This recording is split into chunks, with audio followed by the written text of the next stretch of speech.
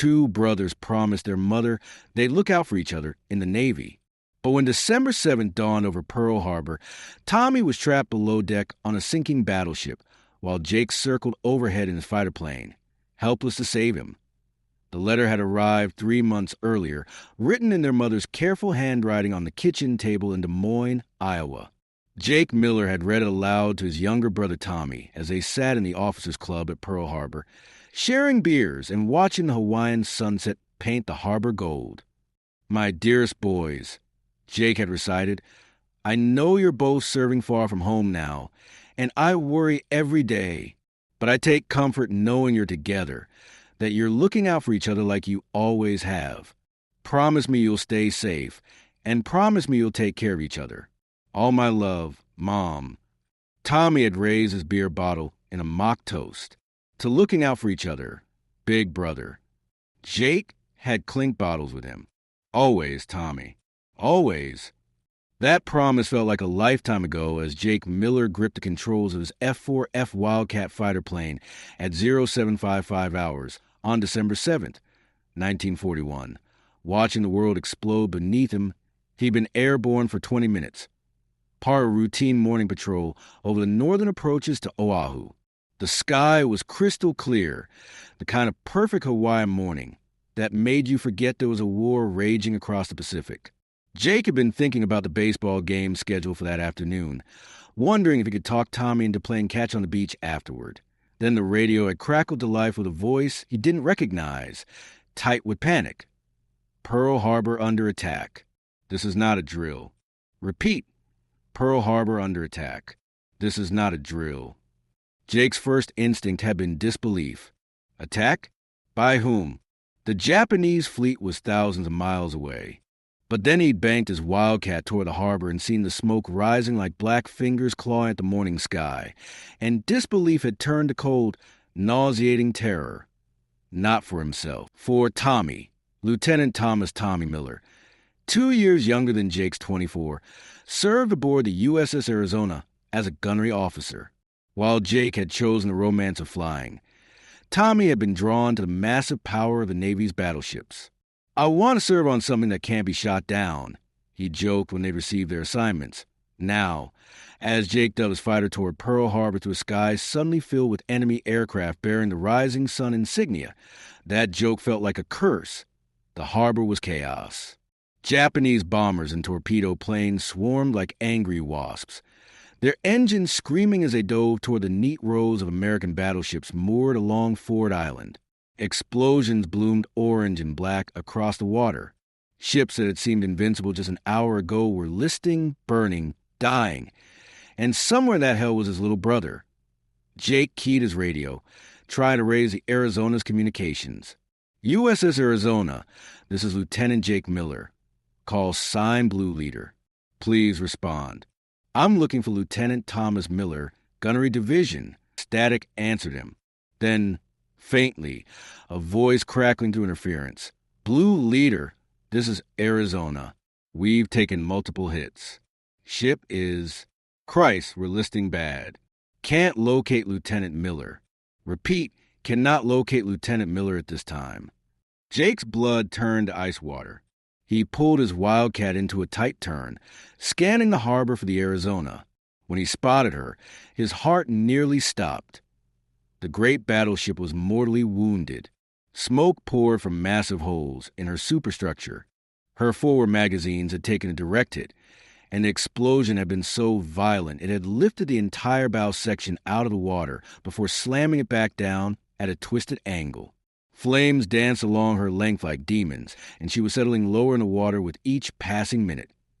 Men were jumping from her decks, tiny figures silhouetted against the fire, choosing the harbor's oil-slick water over the inferno, consuming their ship. But Jake knew Tommy wouldn't be among them. Not yet. As a gunnery officer, Tommy would be below deck, trying to get the Arizona's massive guns operational. Fighting the ship until the very end, that's who Tommy was. That's who their father had raised them both to be. A Zero fighter flashed past Jake's canopy, so close he could see the Japanese pilot's face beneath his leather helmet. Instinct and training took over. Jake rolled hard right, lined up his shot, and squeezed the trigger. His 6.50 caliber machine guns chattered, and the Zero exploded in a ball of flame and metal, but there was no satisfaction in it. Every second he spent fighting was another second Tommy was trapped below deck on a dying ship. Blue Leader, this is Pearl Harbor Control. The voice in his headset was professional but strained. You're ordered to engage enemy aircraft. Repeat, engage and destroy enemy aircraft. Jake looked down at the Arizona again. She was listing further to port now, her massive bulk settling deeper into the harbor mud. How much time did she have? How much time did Tommy have? Pearl Harbor Control, Blue Leader requesting permission to land and assist with rescue operations. Negative, Blue Leader. Stay airborne and engage the enemy. That is a direct order.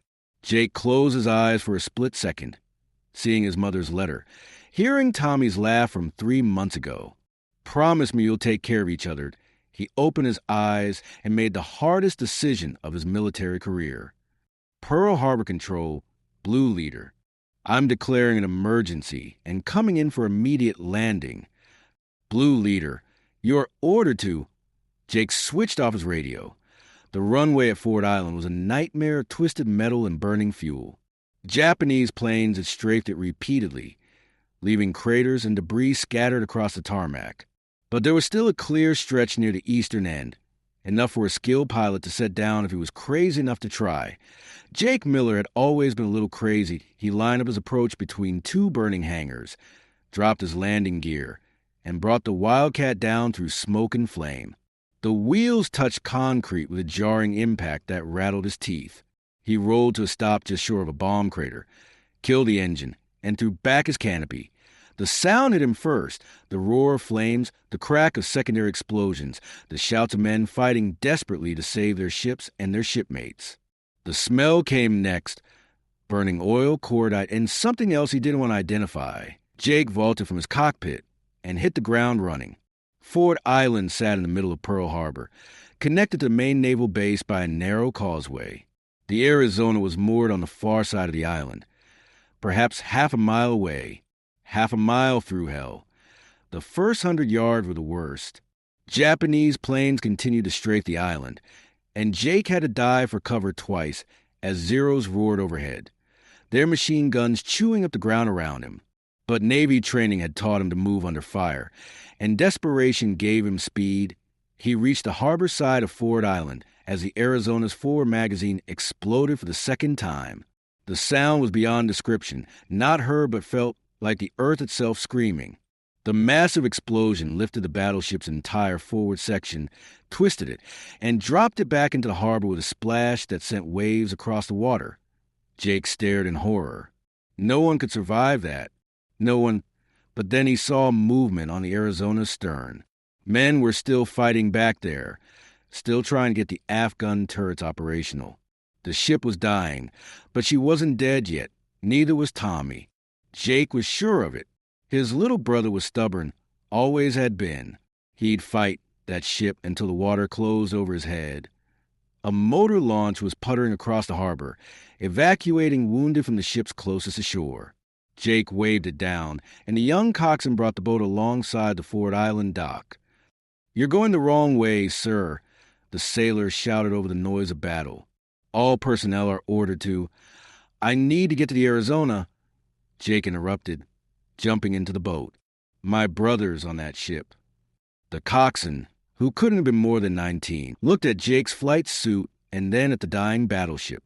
His face was streaked with oil and soot, but his eyes were clear and determined. "My cousin's on her too, sir. Machinist mate engine room." Without another word, he gunned the motor and pointed the launch toward the Arizona. The trip across the harbor took 3 minutes that felt like 3 hours.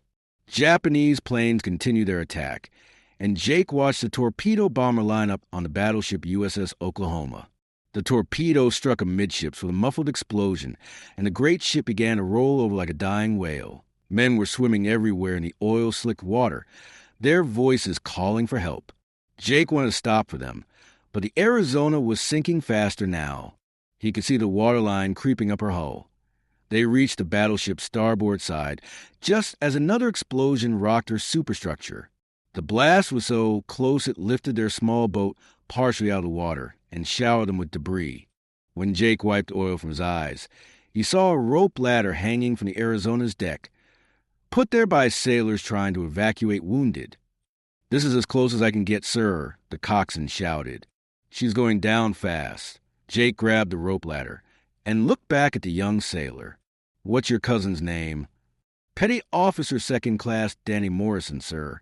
If I find him, I'll send him down this ladder." Jake climbed. The deck of the USS Arizona was a scene from hell. The forward section of the ship was completely destroyed, twisted metal and debris scattered everywhere. Smoke poured from hatches, and the heat from internal fires was so intense it was difficult to breathe. But men were still at their stations, still fighting to save their ship. Jake grabbed the first sailor he saw, a chief petty officer with blood streaming down his face. "Chief, I'm looking for Lieutenant Thomas Miller, Gunnery Division." The chief had to shout to be heard over the noise. "Gunnery has been trying to get turret number 4 operational. Down 2 decks, aft section." Jake nodded his thanks and fought his way toward the stern. The ship was listing badly to port now, and walking was like trying to navigate a funhouse floor. He passed wounded men being carried by their shipmates, sailors running with fire hoses, officers shouting orders that were barely audible over the chaos. The hatch leading below deck was partially jammed, but Jake squeezed through and found himself in a nightmare of smoke and darkness. Emergency lighting cast everything in a hellish red glow. Water was already ankle-deep on the deck, and it was rising. "Tommy!" Jake shouted into the smoke. "Tommy Miller!" A voice answered from somewhere in the maze of passages ahead. "Who's asking?" "It's Jake, your brother." Jake followed the voice through a series of increasingly flooded compartments. The Arizona was dying around them, her hull plates groaning and shifting as tons of water poured through holes torn by Japanese bombs and torpedoes. They didn't have much time. He found Tommy in the turret's ammunition handling room, working frantically with 3 other sailors to move shells away from a fire that threatened to reach them. Tommy's uniform was torn and blackened with smoke. Blood ran from a cut on his forehead, but his hands were steady as he worked. "Jake!" Tommy stared at his older brother in disbelief. "What the hell are you doing here? You're supposed to be flying patrol." "I came to get you out of here, little brother. The ship is going down." Tommy looked around at his shipmates, then back at Jake. "I can't leave. These men need... These alive, not dead." Jake grabbed Tommy's arm. "The Arizona's finished, Tommy, but her crew doesn't have to be." As if to emphasize the point, another explosion rocked the ship. The lights went out completely, plunging them into absolute darkness. Emergency battle lanterns flickered on, casting wild shadows on the bulkheads. Flooding in the next compartment, one of the sailors shouted, "We need to get topside now." Tommy hesitated for one more second, then nodded. "All right, let's go. But we take everyone we can." The journey back to the upper deck was a race against time and rising water. The Arizona was settling rapidly now, her passages flooding one by one. Jake led the way, Tommy and the other sailors following close behind, feeling their way through darkness and smoke. They picked up more survivors as they climbed. A young seaman with a broken arm, 2 engineers in the fire room, a cook who'd been knocked unconscious by the first explosion. By the time they reached the main deck, Jake was helping to carry or support 7 men. The scene topside had grown even worse. The Arizona was now listing so severely that walking was nearly impossible. Most of the surviving crew had already abandoned ship, but few officers remained, ensuring that everyone possible got off alive. The motor launch was still there, the young coxswain holding position despite the danger. But it was clear the small boat couldn't take everyone. "Tommy," Jake said, "you go first. Get these wounded men down to the boat." "Not without you." "That's an order, Lieutenant." Tommy looked at his older brother. the pilot who'd broken every rule to save him, who'd landed on a bombed airfield and crossed a harbor under fire because of a promise made to their mother. Since when do Navy pilots give orders to battleship officers? Tommy asked with a grin that was pure Miller family stubbornness. Since always, little brother. They got the wounded down to motor launch first, using the rope ladder and pure determination.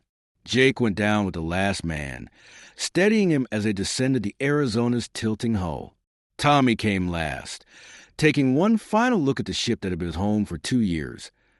The USS Arizona settled by the bow as they pulled away, her massive bulk sliding beneath the oil-dark water with a sound like the world sighing.